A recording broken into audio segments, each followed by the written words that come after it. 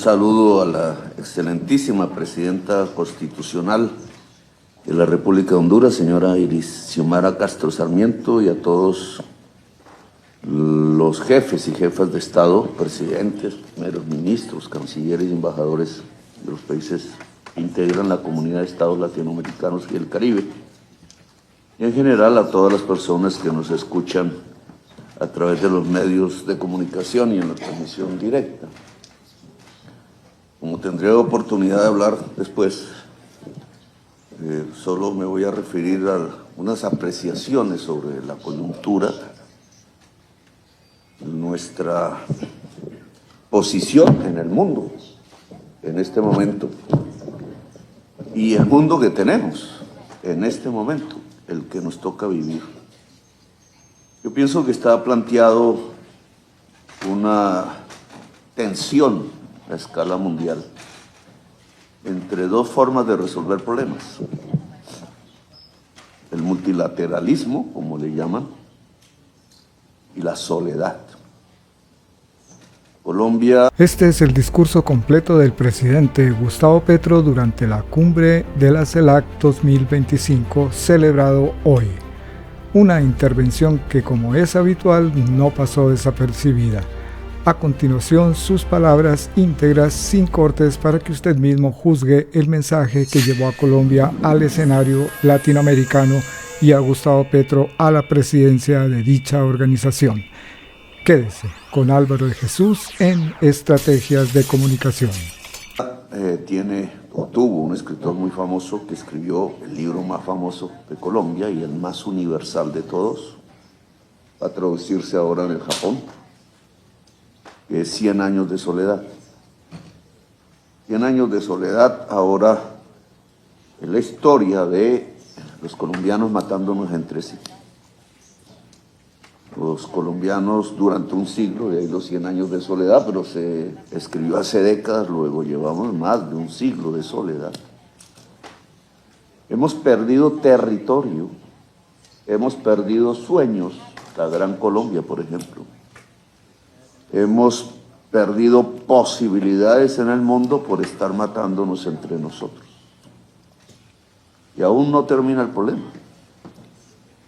Y si yo amplío esto ahora a escala mundial, diría que hay cierta tendencia, cierta corriente a buscar que nos matemos entre todos y que vivamos un siglo de soledad como humanidad, porque en ese siglo, el siglo latinoamericano de la soledad, el siglo europeo de la soledad, el siglo africano de la soledad, el siglo chino de la soledad, porque se ha puesto eso sobre la mesa, no es más sino para preservar un poder que ya no le hace bien a la humanidad. Si le hiciese bien a la humanidad no era necesaria la soledad, era necesaria más bien la multilateralidad, que es como hasta ahora nos hemos venido entendiendo, mal que bien. Multilateralidad hace referencia a lo común.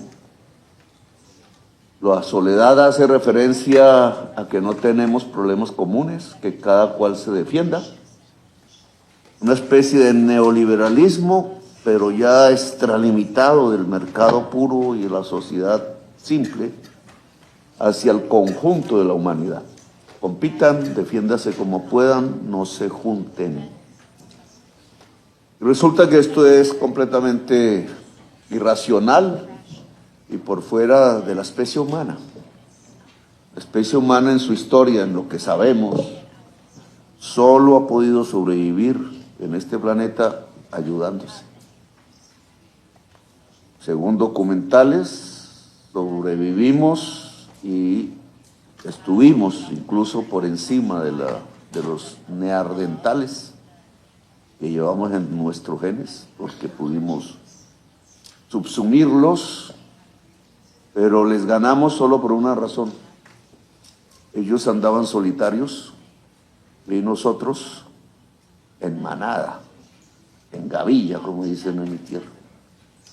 Y fue esa manada y esa gavilla que implica una coordinación, una organización, un ayudarse entre sí, lo que ha permitido que la especie humana esté hoy en el lugar que está en el planeta Tierra. La invitación de hoy es a que olvidemos eso, la memoria de 1 millón de años, que está metida dentro de nuestro disco duro cerebral, y que nos comportemos como los neandertales, es decir, que asumamos el camino de la extinción, que cada cual vaya por su lado y veremos qué pasa. Cada uno por su lado no tendrá más opción que extinguirse. Algún grupo sobrevivirá, el más poderoso y el que más se junta, quizás. Entonces, en esta tensión entre multilateralismo y soledad que se ha lanzado como consigna en el mundo, lo económico es apenas una expresión, no más. ¿Cómo respondemos en América Latina? Y yo creo que, y en el Caribe, yo creo que esta primera reunión, primera en el mundo, de Estados, después de lanzarse la consigna de la destrucción del multilateralismo, pues es importante y bien que ese faro empiece a prenderse en el conjunto de la humanidad desde América Latina y el Caribe. El Caribe siempre lo he pensado como un faro. Y la juntura del Mediterráneo con el Caribe hace 5 siglos, pues amplió aún más el faro. No es solamente el espacio de huracanes, lo diré más tarde, el mar, sino es el espacio de huracanes de las ideas, del arte, de la revolución.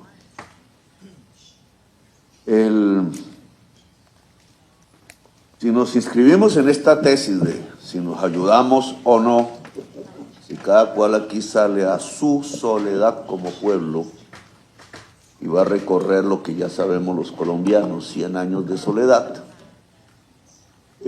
o si al contrario nos comportamos como humanidad y nos ayudamos, 2 caminos tenemos por delante, independientemente de qué pensemos. Y derechas, y izquierdas, y progresismos, y atrasos, y otras cosas nuevas, y religiones o no. Independientemente de eso, o nos vamos solos o nos ayudamos. Y yo creo que debemos ayudarnos. Es mi propuesta, que profundicemos la ayuda y la colaboración mutua en América Latina y el Caribe. Y no caigamos en la trampa de resolver los problemas solos, porque nos van a destruir, o nos vamos a autodestruir, como ha hecho Colombia en varias décadas. Hay una agenda propuesta para la soledad, y hay una agenda propuesta para la ayuda común, y depende allí que escogemos como prioridad. La agenda de la soledad solo tiene 2 nombres, migración y bloqueo. La agenda de la ayuda es más compleja, más difícil, pero muchísimo más interesante para todas y todos aquí presentes, representantes de nuestras naciones. Si es la soledad, hay que hablar de migración y tratar al migrante como un criminal. ¿Lo aceptamos? A mí me sorprendió que no pude reunirme, una vez fui insultado por decir que los migrantes no son criminales y que no deben llegar encadenados a nuestra tierra, porque si aceptamos un solo migrante encadenado, no solo retrocedemos a la época de Torrijos, buscando su soberanía, sino que retrocedemos a la época en que llegaron los primeros barcos cargados de negros y negras africanas encadenados.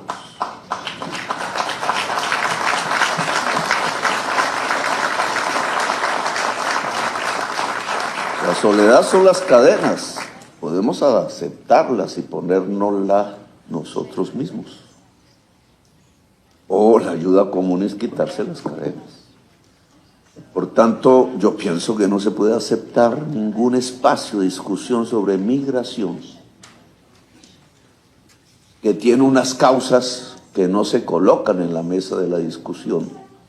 Las causas no son más sino pobreza. ¿Qué más? Una diferencia social entre el norte y el sur, y no solo en el continente americano, también en el resto del mundo.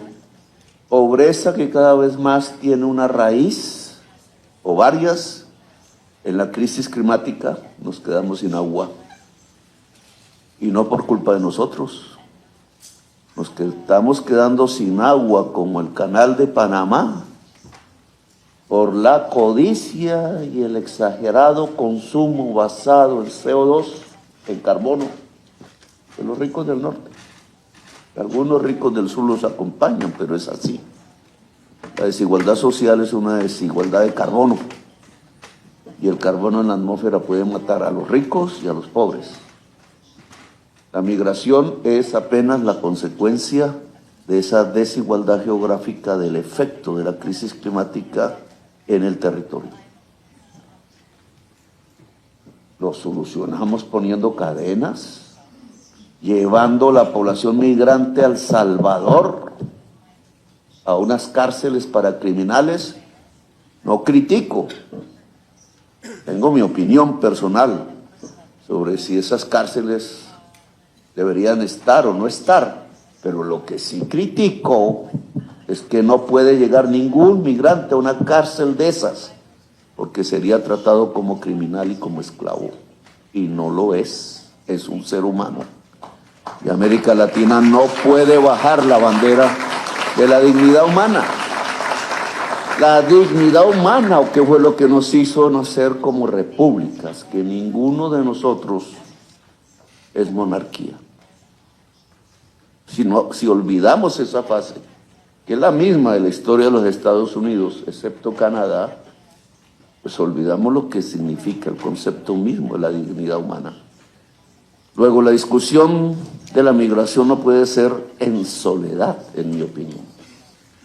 Tiene que ser colectiva, común, tiene que estar en la agenda de la ayuda y la colaboración, no en la agenda de la soledad.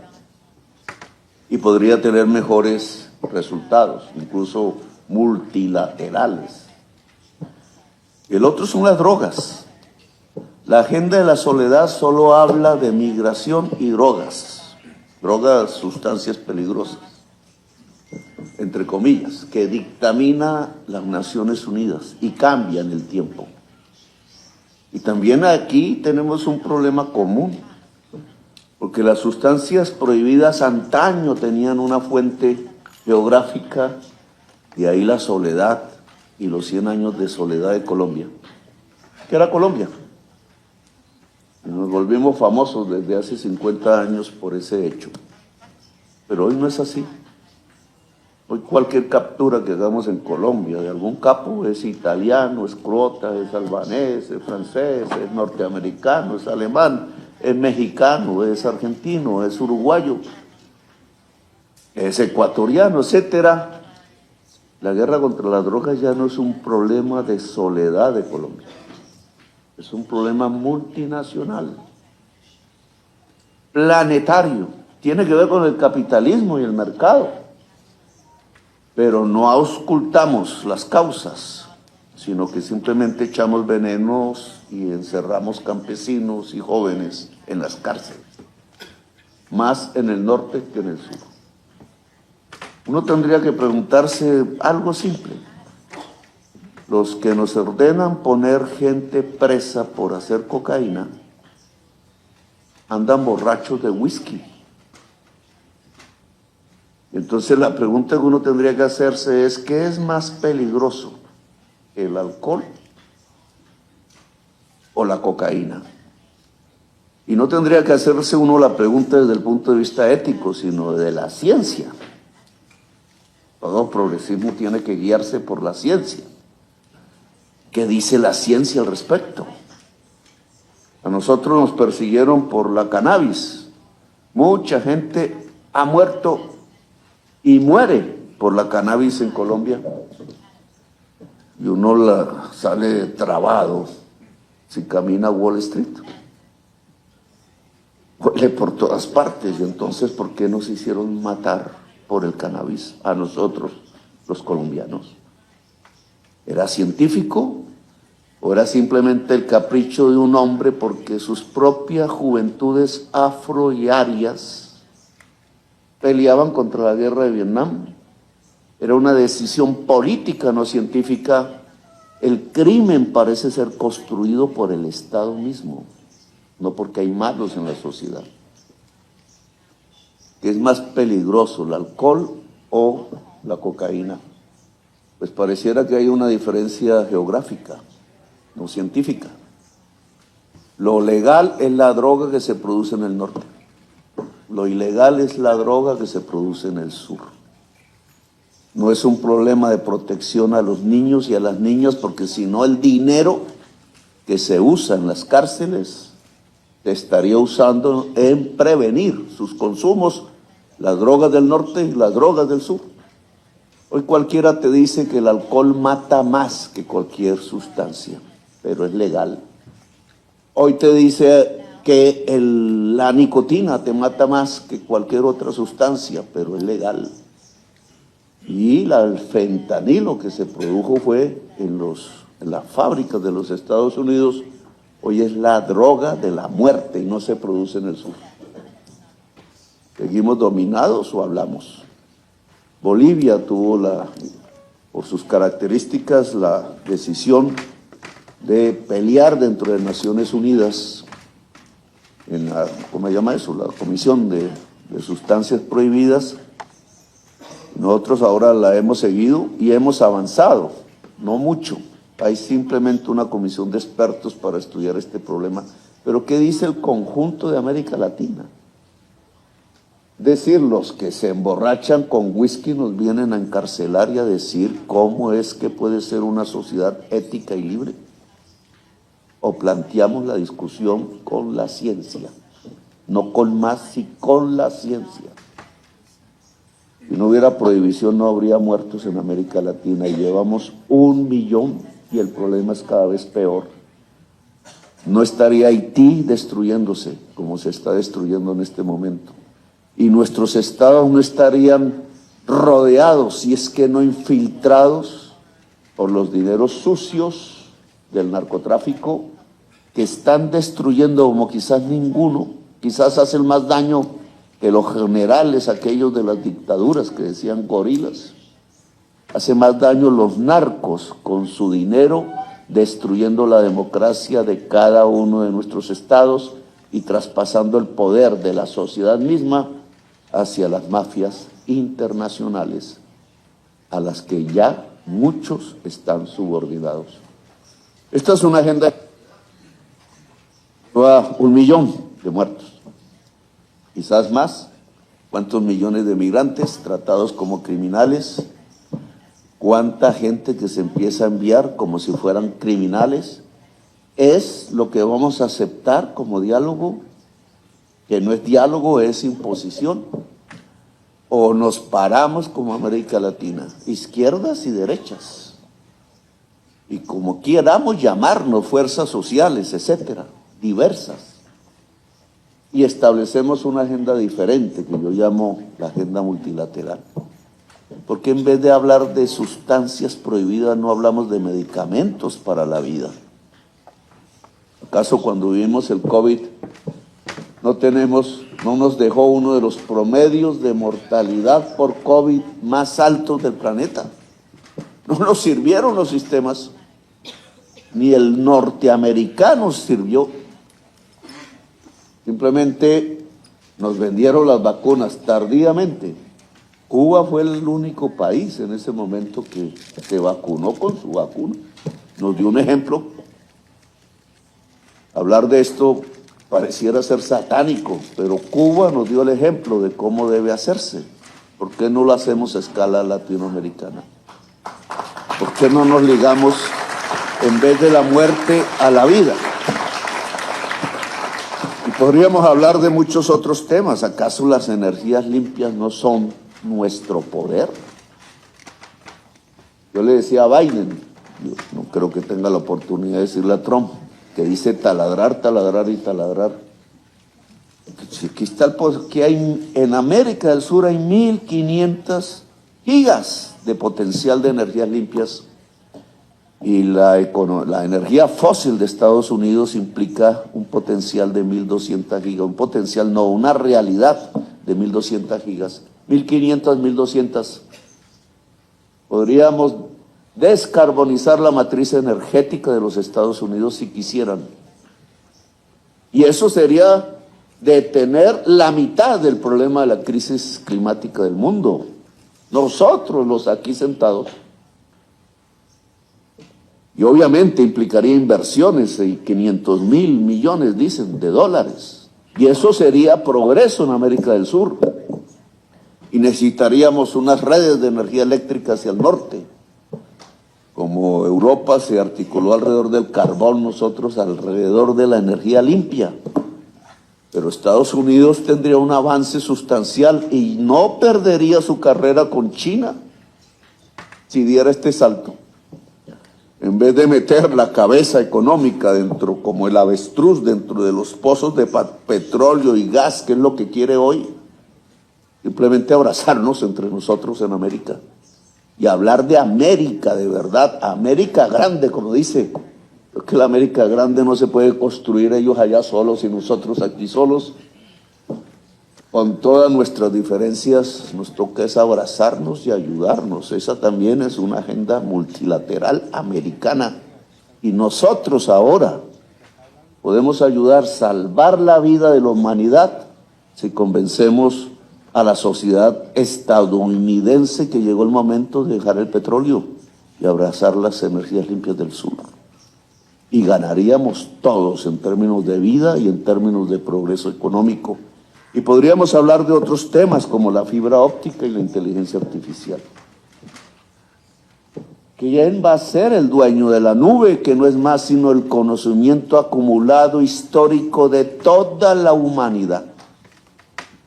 Nuestro bien común esencial fuera del planeta, que no es tan bien común nuestro, pero tenemos que cuidarlo. ¿Qué si no es el pensamiento humano? La inteligencia, que es lo que nos ha hecho progresar como humanidad, entre comillas, si no es el pensamiento, el conocimiento, que no es en soledad como Newton, sino que es en colectivo. El conocimiento humano es la expresión de los cerebros humanos trabajando en colectivo, no en solitario, aunque haya momentos de soledad. Y entonces esa nube, ¿para quién es? Para Musk, como se llama. Para el dueño de Facebook. Entonces van a usar nuestro conocimiento para volverse mega multimillonarios, que ya son. O hay un control de la humanidad sobre su propio pensamiento para el desarrollo de la humanidad y de la vida en el planeta. Y eso son normas, eso son regulaciones, esa es una manera de construir que no podemos hacer más sino en colectivo. Y no es el señor Elon el que va a definirlo, no puede ser, él no es representante de la humanidad, ni del África, ni de los países árabes, ni del Asia, ni de América Latina, ni de Europa, ni de su propia sociedad estadounidense. Que tiene que haber democracia en la decisión de cómo se usa el pensamiento humano en lo que ahora se llama la inteligencia artificial. La inteligencia artificial es la inteligencia humana, solo que manejada en una nueva tecnología y transmitida por la fibra óptica, como es el mapa de la fibra óptica en América Latina y el Caribe. Si nosotros no tenemos esas nuevas autopistas que tienen velocidad a la luz del pensamiento y el conocimiento, no estamos integrados. Ya, aunque hay que hacer ferrocarriles, no es el ferrocarril. Ya, aunque hay que hacer carreteras, no es la carretera, no es el avión. Es la fibra óptica. Y entonces, ¿cómo estamos construyéndola colectivamente entre nosotros, los latinoamericanos y los caribeños? Yo soy caribeño y latinoamericano al mismo tiempo. Mi amigo Ralph me enseñó a hacerlo. Latinoamericanos y caribeños como el pueblo garífuna, del cual me gustaría que hiciéramos un congreso para resolver los problemas con Nicaragua en San Andrés y Providencia, que es nuestra tierra garífuna. Y no sigo por acá porque tengo que hablar ahora y me daño yo mismo mi discurso, presidenta Castro, pero me parece que nosotros debemos escoger la agenda multilateral de la ayuda común y no la agenda de los 100 años de soledad de América Latina y el Caribe. Gracias por haberme escuchado, muy amable. América Latina ya no susurra. Hoy levanta la voz y esta fue la voz de Colombia en la CELAC 2025. Colombia no vino a pedir permiso, vino a decir lo que otros callan. Así habló Gustavo Petro en la CELAC 2025.